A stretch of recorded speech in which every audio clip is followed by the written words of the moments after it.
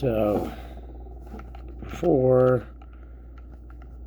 because it only went forward 1 millimeter, I thought that it had to be decocked because that's what made it move farther forward. But when it kind of gets stuck at that little millimeter point,